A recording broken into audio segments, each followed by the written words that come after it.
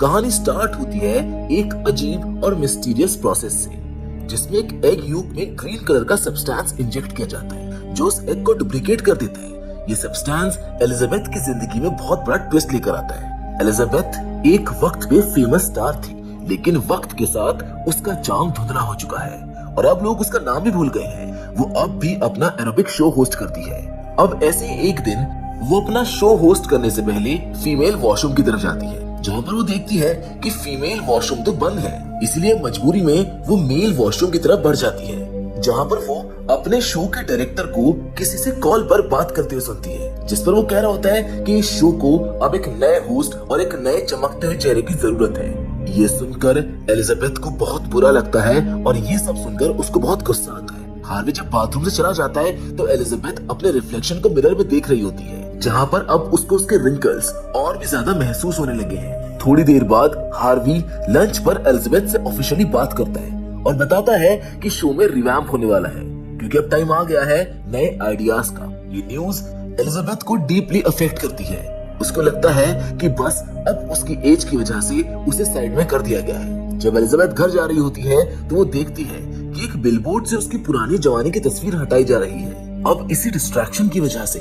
वो एक ट्रक से टकरा जाती है और एक बड़ा एक्सीडेंट हो जाता है और अस्पताल में डॉक्टर्स उसको बताते हैं कि एलिजाबेथ को एक स्क्रैच तक नहीं आया है। ये वहाँ डॉक्टर्स और सबके लिए बहुत हैरानी की बात होती है, लेकिन एलिजाबेथ का ध्यान तो सिर्फ अपने अंदर के डर पर होता है। वो अभी भी जिंदा है और ये सब दोबारा सोचकर वो फिर से टूट जाती है। अस्पताल में डॉक्टर उसकी मेडिकल हिस्ट्री पढ़ते हुए कुछ नहीं समझ पाते और रूम से चले जाते हैं। उधर ही एक नर्स उसके स्पाइन का एक लास्ट चेकअप करती है और उसके बाद उसको उसका जैकेट वापस करके गुड बाय कहकर चली जाती है। और जब एलिजाबेथ अस्पताल से बाहर आती है तो उसको अपने पॉकेट में एक छोटा सा पैकेट मिलता है। उसमें एक फ्लैश ड्राइव और एक नोट होता है जिस पर द सब्सटेंस लिखा होता है और एक नंबर भी होता है।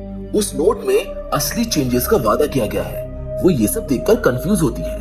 अब एलिजाबेथ अभी इस चीज से निकल भी नहीं पाई होती है कि तभी एक बंदा उसके पास आता है।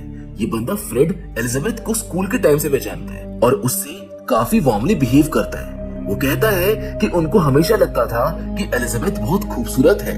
फ्रेड एलिजाबेथ को अपना फोन नंबर देता है ताकि वो फिर कभी उसे रिकनेक्ट कर सके, लेकिन एलिजाबेथ क्लियरली अनकंफर्टेबल होती है और जल्दी से वहां से निकलने की कोशिश करती है। उसके लिए ये और भी बुरा होता है जब उसको पता चलता है कि उसे उसके अपने शो से ऑफिशियली फायर कर दिया गया है और अब वो सिर्फ अपने गुजरे हुए वक्त की याद बनकर रह गई है।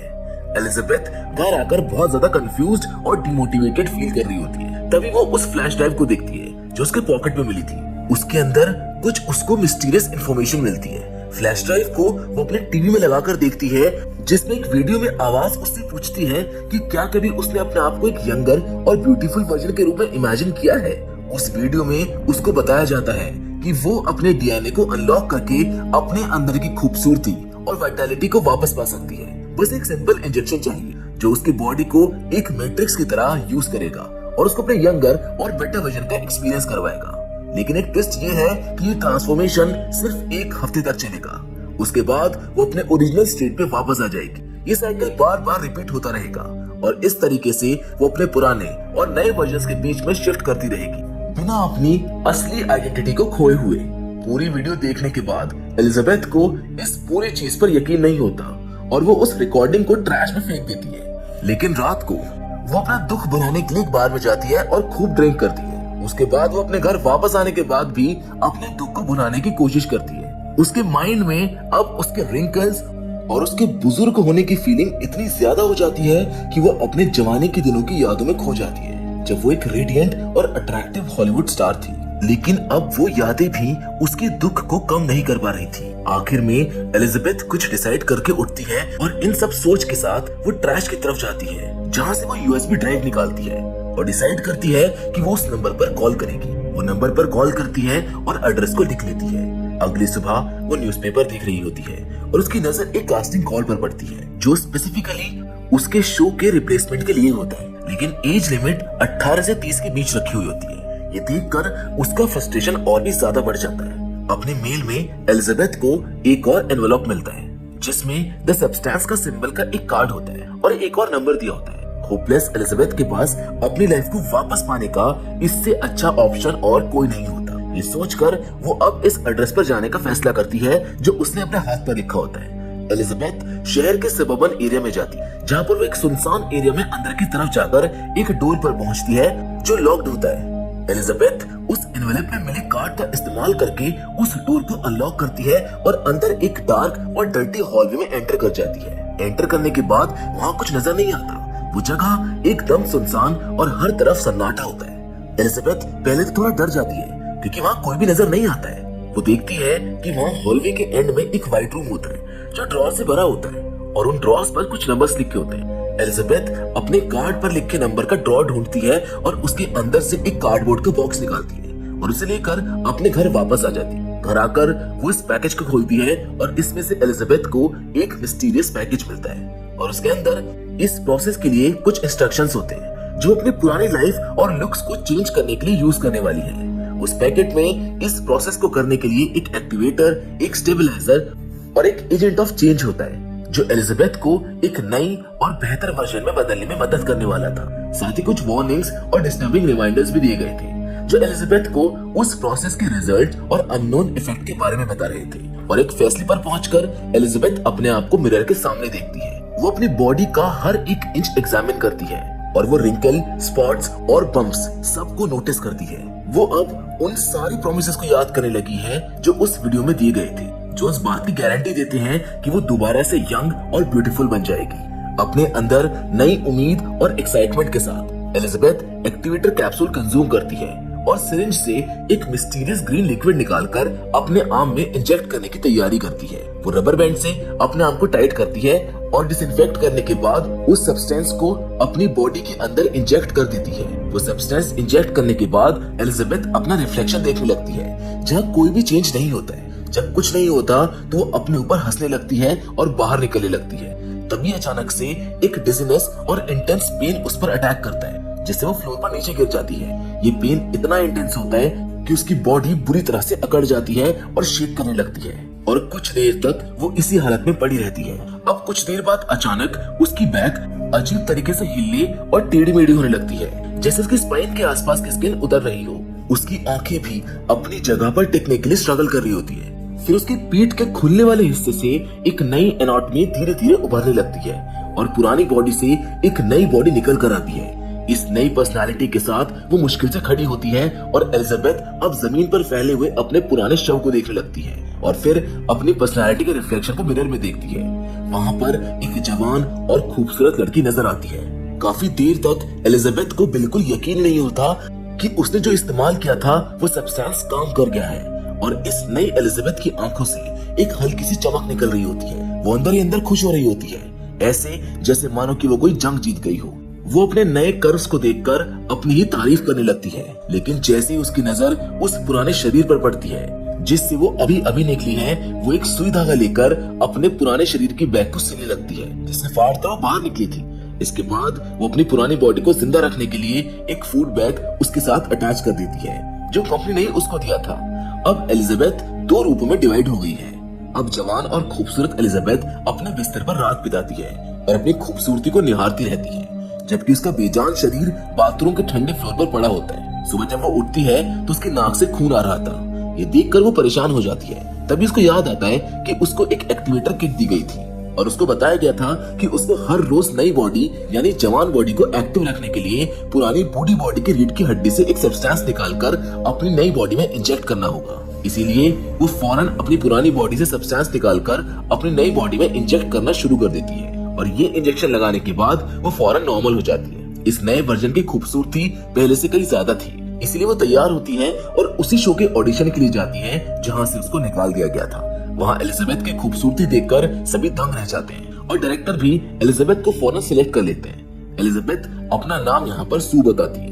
ऑडिशन और इंटरव्यू खत्म होने के बाद सू को याद आता है कि उसको तो हर हफ्ते अपनी बॉडी चेंज भी करनी है, जिसके लिए वो बहाना बनाती है कि उसकी माँ बीमार है, जिसके लिए उसे हर हफ्ते अपनी माँ का ख्याल रखने के लिए उनके पास जाना पड़ता है। डायरेक्टर बिना कुछ सोचे समझे उसकी हर हफ्ते छुट्टी लेने वाली बात मान लेते हैं और फाइनली सू को ये जॉब मिल जाती है और वो इस जॉब को बहुत एंजॉय भी करती है। बहुत जल्द ही उसने इस खूबसूरत बॉडी से शो ऑफ करके बहुत फॉलोअर्स बना लिए थे। देखते ही देखते उसके बिलबोर्ड्स, उसके एड्स पूरे शहर में चलने लगते हैं। वो अपनी नई बॉडी के साथ इस फेम को बहुत एंजॉय करती है। अब सू को भी इस नई बॉडी में रहते हुए 6 दिन गुजर चुके होते हैं और अब ये 7th डे यानी बॉडी शिफ्ट करने का दिन है। एलिजाबेथ अपनी नई बॉडी का पूरा 1 हफ्ता एंजॉय कर चुकी थी और अब उसका पुराना वर्जन यानी पुरानी बॉडी फिर से एक्टिव होने वाली थी।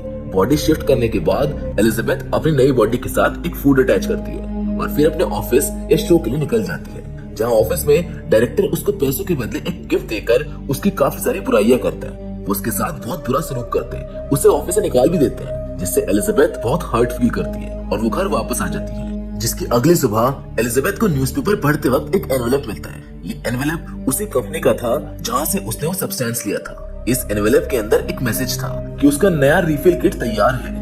एलिजाबेथ अपना कोट और शर्ट पहनती है और उस किट को लेने चली जाती है।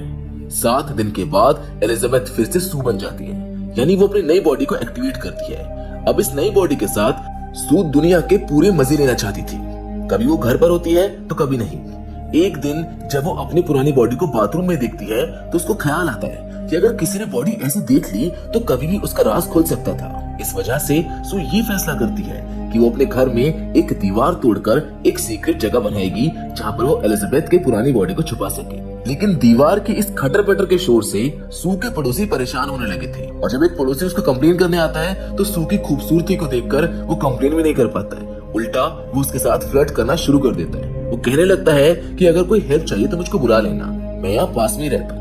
लेकिन सू तो किसी की मदद नहीं चाहती है क्योंकि वो तो एक सीक्रेट काम कर रही होती है, इसीलिए वो अपने पड़ोसी के मुंह पे दरवाजा बंद कर देती है और अंदर आकर काफी घंटों तक अपना सीक्रेट कमरा तैयार करने लगती है। सू ने एक सीक्रेट रूम तैयार कर लिया था जिसमें उसने एलिजाबेथ के पुरानी बॉडी को छुपा दिया। अब क्योंकि सू एलिजाबेथ की जगह ले चुकी थी और सू फेमस होने वाली थी, इसीलिए उसने एलिजाबेथ की जवानी के सभी फोटोज भी छुपा दिए। एलिजाबेथ को अपनी नई बॉडी में इतना मजा आ रहा था कि वो भूल गई थी कि आज का दिन बॉडी शिफ्टिंग का दिन था और उसकी पुरानी बॉडी यानी एलिजाबेथ का खाना भी खत्म हो रहा था और आज उसको अपनी बॉडी में शिफ्ट करना था। आज सू अपने एक फ्रेंड को भी घर ले आती है। घर आकर वो अपने काम में बिजी हो जाती है और तभी अचानक से उसकी नाक से खून आने लगता है। उसकी पूरी बॉडी में एक अजीब सी झंझनाहट फैल जाती है।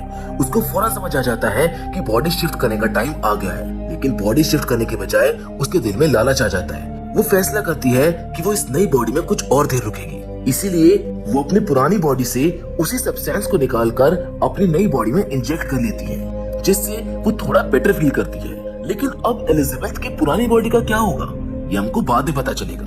अब सू ने इसी तरह 7 दिन और गुजार दिए और फाइनली अपनी बॉडी उसने एलिजाबेथ की बॉडी में शिफ्ट भी कर ली। और जब वो एलिजाबेथ की बॉडी में शिफ्ट हुई तो उसने देखा कि उसके हाथ की एक उंगली पिघल गई थी और ये सब उसके केयरलेसनेस की वजह से हुआ था। अगर उसने अपनी बॉडी वक्त पर स्विच कर ली होती तो ऐसा नहीं होता।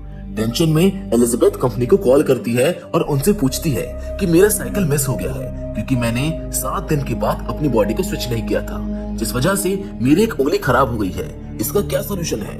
जिस पर कंपनी वाले उसको जवाब देते हैं कि इसका कोई सोल्यूशन नहीं है, जो हो गया सो हो गया। ये सुनकर वो बहुत ज्यादा डर जाती है। कंपनी उसको बताती है कि तुम 2 नहीं, तुम एक ही हो। तुम्हारी नई बॉडी भी उसी बॉडी से बनी है, इसलिए तुम्हें केयरफुल रहना पड़ेगा। ये सुनकर एलिजाबेथ काफी डर जाती है। खैर एलिजाबेथ फिर से अपनी नई रिफिल किट लेने चली जाती है। रिफिल लेने के बाद वो एक रेस्टोरेंट जाती है जहाँ पर वो एक बूढ़े आदमी को देखती है जो बहुत अजीबोगरीब बातें कर रहा था। एलिजाबेथ नोटिस करती है कि उस बूढ़े आदमी के हाथ पर वही निशान था जो उसने अस्पताल में उस नर्स के हाथ पर देखा था। इसका मतलब कि ये बूढ़ा आदमी एक्चुअली उस नर्स का पुराना वर्जन था। वो बूढ़ा आदमी उससे पूछता है कि क्या तुम्हारी नई बॉडी ने तुमको खाना शुरू कर दिया है? ये सुनकर एलिजाबेथ डर जाती है और वहाँ से भाग जाती है। वहाँ से एलिजाबेथ सीधा अपने घर आती है। वो इस पुराने वर्जन में भी खुश रहना चाहती थी, इसलिए वो अपने एक फ्रेंड को मिलने के लिए बुलाती है। एलिजाबेथ ने बहुत सुंदर कपड़े पहने होते हैं, उसने सू जैसा मेकअप भी किया होता है। वो एकदम अपने नए वर्जन की तरह रेडी हुई थी। रेडी होने के बाद जैसे वो बाहर जाने लगती है, वो सू के पोस्टर्स देखती है और उन पोस्टर्स को देखते ही उसका पूरा कॉन्फिडेंस खत्म हो जाता है और इसी अंडर कॉन्फिडेंस में वो अपने घर पे वापस चली जाती है। अब टेंशन ने उसके मेकअप और बालों का बुरा हाल कर दिया था और सब कुछ मेस्ड अप था। वो अब पागल हो रही थी। डिप्रेशन की वजह से उसका दिमाग खराब हो रहा था, इसीलिए वो बहुत सारा खाना खाती है और सो जाती है। जिसके अगले दिन दिखाया जाता है कि एलिजाबेथ अपनी बॉडी स्विच करती है और अब ये उसका शो का टाइम था। शो में एलिजाबेथ अब डांस कर रही थी, यानी वो अपने शो की शूटिंग कर रही थी। तभी अचानक उसकी लोअर बॉडी में एक हम्प आ जाता है, जिसको देखते ही वो कंफ्यूज हो जाती है और शूटिंग छोड़कर फौरन वॉशरूम में चली जाती है। वो हम्प को स्क्रॉल करते हुए अपनी बेली बटन से बाहर निकालती है, जहाँ पर उसको पता चलता है कि ये एक चिकन था। ये वही चिकन था जो एलिजाबेथ ने रात में खाया था। ये सब देखकर वो बहुत डर जाती है और उसकी आंखें खुल जाती है, और यहाँ पर हमको पता चलता है कि ये तो एलिजाबेथ का एक ख्वाब था। सुबह सच में वो अपनी बॉडी स्विच करती है और अपने शो के लिए चली जाती है, लेकिन जैसे ही वो वहाँ पर पहुँचती है वो देखती है कि शो के लोग शूटिंग का सामान पैक कर रहे थे। उन्होंने एलिजाबेथ को बताया कि अब ये शो नहीं चलेगा। एलिजाबेथ ये सुनकर घबराकर डायरेक्टर के पास जाती है। डायरेक्टर उसकी टेंशन को खुशी में बदल देते हैं और कहते हैं कि अब वो और बड़ी स्टार बन चुकी है, क्योंकि अब वो इस ऑर्डिनरी शो को होस्ट नहीं करेगी, बल्कि वो अब न्यू ईयर ईव होस्ट करेगी। अब जैसे ही एलिजाबेथ इसको सुनती है, उसकी खुशी का कोई ठिकाना नहीं रहता। बिना कुछ सोचे समझे वो हाँ बोल देती है। हालांकि न्यू ईयर ईव वो दिन था जब उसको अपनी बॉडी स्विच करनी थी और उस नई बॉडी से पुरानी एलिजाबेथ की बॉडी में वापस जाना था, पर इस बात की परवाह किए बिना वो काफी दिन तक इस नई बॉडी में ही रहती है। और इस नई बॉडी को एक्टिवेट रखने के लिए एलिजाबेथ अपनी पुरानी बॉडी से स्टेबलाइजर निकालकर उसे अपनी नई बॉडी में इंजेक्ट करती रहती है, जिसका असर एलिजाबेथ की पुरानी बॉडी पर हो रहा था। और जब काफी दिनों के बाद जब वो अपनी बॉडी को स्विच करती है, तो वो देखती है कि एलिजाबेथ की बॉडी अब पूरी तरह से बूढ़ी हो चुकी है, और ये सब ज्यादा सीरम निकालने की वजह से हुआ था। अपनी इस हालत को देखकर एलिजाबेथ को सू से नफरत हो जाती है। वो गुस्से में अपने घर से सू के सभी फोटोज डिस्ट्रॉय कर देती है। वो अपने घर के मिरर्स तक को कवर कर देती है, जहाँ से वो सू के बिलबोर्ड्स देखती थी। एलिजाबेथ अब बहुत ज्यादा परेशान थी। वो कंपनी को कॉल करती है और पूछती है कि क्या इसका कोई सोल्यूशन है, क्या मुझको बॉडी वापस नहीं मिल सकती जिस बॉडी से उसने सू को निकाला था। कंपनी के आदमी बताते हैं कि ये पहले ही आपको बताया गया था कि जो हो चुका है हो गया है और उसको बदला नहीं जा सकता है। अब कुछ भी चेंज नहीं किया जा सकता, लेकिन आप अब भी कुछ कर सकती हैं अगर आप चाहें तो। सब कुछ अभी के अभी वहीं रुक सकता है। आप अपनी पूरी जिंदगी अपनी पुरानी बॉडी यानी कि एलिजाबेथ जिस कंडीशन में है उसी के साथ बिता सकती है। लेकिन एलिजाबेथ को ये बात बिल्कुल मंजूर नहीं थी, और फिर एलिजाबेथ को शो से कॉल आ जाता है। वो अपनी पुरानी बॉडी से फिर से नई बॉडी में स्विच कर लेती है, और जैसे वो बॉडी स्विच करती है, वो अपनी पुरानी बॉडी से 3 महीने का सीरम निकालकर अपनी नई बॉडी में इंजेक्ट कर लेती है। और अगले 3 महीने तक एलिजाबेथ सू की इस नई बॉडी में खूब एंजॉय करती है। लेकिन न्यू ईयर ईव के ठीक एक रात पहले उसका ये सीरम खत्म हो जाता है। वो आज फिर एक लड़के को अपने घर लाई हुई थी, और तभी वो महसूस करती है कि उसकी बॉडी के ऑर्गन्स फटने लगे हैं। जैसे उसने महसूस किया, वो फौरन एलिजाबेथ की पुरानी बॉडी से सीरम निकालनी जाती है, लेकिन इस बार सीरम नहीं निकलता है। वो बहुत परेशान हो जाती है और कंपनी को कॉल करके पूछती है कि एलिजाबेथ की बॉडी से सीरम नहीं निकल रहा है, अब मैं क्या करूं। कंपनी वाले उसको बताते हैं कि अगर बॉडी से अब और सीरम नहीं निकल रहा है, इसका मतलब ये है कि आपने पूरा सीरम खत्म कर दिया है। अब आपको नए सीरम के लिए वेट करना पड़ेगा, तब तक अपनी बॉडी स्विच करती रहेगी। अब ये सब सुनकर सू की हालत और ज्यादा खराब हो जाती है। वो अपनी बॉडी स्विच करने लगती है, जहाँ स्विचिंग के दौरान होने वाली आवाजें वो लड़का सुन लेता है। उसको ये सब बहुत अजीब लगता है और वो सच का पता लगाने के लिए वॉशरूम की ओर जाता है, लेकिन एलिजाबेथ वक्त रहते वॉशरूम का दरवाजा लॉक कर लेती है ताकि वो लड़का उसका हॉरिबल रूप ना देख ले। अब एलिजाबेथ बहुत बूढ़ी और गंजी हो चुकी थी। वो ठीक से चल भी नहीं पा रही थी। उसकी शक्ल एकदम डरावनी हो गई थी। एलिजाबेथ बहुत घबरा जाती है और फिर से कंपनी को कॉल करती है और कहती है कि मैं ये सब कुछ यही रोकना चाहती हूँ। जहाँ कंपनी वाले उसकी इस रिक्वेस्ट को एक्सेप्ट कर लेते हैं और उसको टर्मिनेशन फ्लूइड ले जाने को कहते हैं। एलिजाबेथ की बॉडी बहुत भयानक दिख रही होती है। वो अपनी बॉडी को किसी तरह पूरा कवर करके अपना टर्मिनेशन सब्सटेंस लेने के लिए चली जाती है। टर्मिनेशन सब्सटेंस लेने के बाद वो इसको सू की बॉडी पर लगाने ही वाली होती है कि उसे कंपनी के मैनेजर की कही हुई बात याद आती है कि अगर एक बार तुमने ये टर्मिनेशन सब्सटेंस इंजेक्ट कर लिया तो फिर जिस बॉडी में इस टाइम तुम हो हमेशा वैसी ही रहोगी। और ये सब सोचकर वो सीरम इंजेक्ट नहीं करती है। वो शीशे में अपनी बॉडी को देखती है, जिसको देखकर उसे सू पर दोबारा गुस्सा आता है, क्योंकि ये सब सू की वजह से हुआ था। इसलिए गुस्से में उसने वो सीरम सू के अंदर इंजेक्ट कर दिया, लेकिन अभी भी उसने आधा ही सीरम इंजेक्ट किया था। तभी उसको ख्याल आता है कि उसको तो एक न्यू ईयर का शो होस्ट करना है और आने वाले दिनों में उसे अवार्ड भी मिलने वाला है। उसे वो अवार्ड भी लेना था। उसे अपनी तारीफें सुननी थी, जैसे पहले सब लोग उसकी तारीफ किया करते थे। इसी लालच में वो बाकी बचे हुए सीरम को सू के अंदर इंजेक्ट नहीं करती है। वो सू को उठाने लगती है। काफी देर जगाने की कोशिशों के बाद जब सू नहीं जागती तो वो बॉडी स्विच करने का सोचती है, लेकिन जब बॉडी स्विच भी नहीं होती तो अपनी बॉडी के रीढ़ की हड्डी से एक्टिवेटर निकाल कर सू को इंजेक्ट कर देती है, जिससे सू एक्टिवेट हो जाती है। यानी एक टाइम पर एलिजाबेथ के दोनों वर्जन एक्टिवेट हो गए थे। एक्टिव होते ही जब सू ये देखती है कि एलिजाबेथ उसे टर्मिनेट करने वाली थी, तब सू को बहुत गुस्सा आता है और गुस्से में वो एलिजाबेथ को इतना मारती है कि उसका सर क्रैश हो जाता है और वो मारी जाती है। एलिजाबेथ को मारने के बाद सू को ये एहसास होता है कि उसने कितनी बड़ी गलती कर दी, क्योंकि अब तो उसे एक्टिवेटर सब्सटेंस भी नहीं मिलने वाला था। और वो ये सब साफ करके अपने न्यू ईयर प्रोग्राम के लिए चली जाती है, जहाँ जाते ही क्राउड उसको बहुत जोश के साथ वेलकम करता है। उसे सब कुछ बहुत अच्छा लग रहा था, लेकिन तभी अचानक उसे अपनी बॉडी में कुछ अजीब सा फील होता है। उसकी नाक से खून आने लगता है। वो घबराकर वॉशरूम में जाती है। जैसे वो अपना मुंह खोलती है तो उसके 2 दांत टूटकर नीचे गिर जाते हैं। वो समझ जाती है कि असली एलिजाबेथ के मरने की वजह से उसकी बॉडी खोखली हो गई है। अब उसको अगर जिंदा रहना है तो किसी भी तरह उसको एक्टिवेटर सीरम लगाना था, जिसके लिए वो अपने घर की तरफ जाती है। लेकिन जब वो लिफ्ट में होती है, उसका एक नेल और एक कान कटकर नीचे गिर जाता है। ये देखकर वो बुरी तरह घबरा जाती है। लेकिन तभी लिफ्ट में एक और आदमी आ जाता है, जिसके सामने वो अपने आप को बिल्कुल भी घबराया हुआ नहीं दिखाना चाहती थी। वो नॉर्मल होने की एक्टिंग करती है कि जैसे कुछ हुआ ही ना हो। अब सू जैसे तैसे करके अपने घर आ जाती है। वो एक्टिवेशन सीरम लगाती है, जिससे कुछ भी नहीं होता। लेकिन तभी उसको याद आता है कि उसके पास वो सब्सटेंस भी रखा हुआ है जिसको उसने पहले भी इस्तेमाल किया था। वो बिना कुछ सोचे समझे उस सब्सटेंस को अपने अंदर इंजेक्ट कर लेती है, और ये करते ही सू को बहुत ज्यादा दर्द होता है और पहले की तरह ही उसकी बॉडी कमर से फटती है और अंदर से सू और एलिजाबेथ का मिला जुला एक अजीब सा वर्जन बाहर आता है, जो दिखने में बहुत भयानक और खौफनाक मॉन्स्टर जैसा होता है। सू एक हाइब्रिड बन चुकी थी।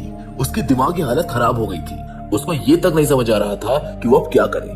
वो दुनिया के सामने जा भी नहीं सकती थी।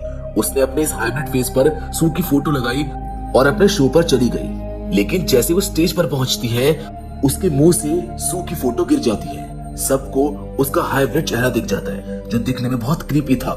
सभी लोग उसे डरने लगते हैं और उसे मॉन्स्टर कहकर दूर भागने लगते हैं। वहीं एक आदमी एलिजाबेथ से घबराते हुए बेसबॉल बैट से उस पर वार करता है, जिससे उसके मुंह के टुकड़े होकर इधर उधर गिर जाते हैं और उसकी बॉडी से खून निकलकर पूरे स्टूडियो में फैल जाता है। सभी लोग वहाँ से घबराकर चले जाते हैं, जहाँ पर अब एलिजाबेथ की बॉडी अजीबोगरीब टुकड़ों में बंटकर किसी कीड़े की तरह रेंगते हुए वहाँ से बाहर निकल आती है। एलिजाबेथ की बॉडी अब खत्म हो चुकी थी।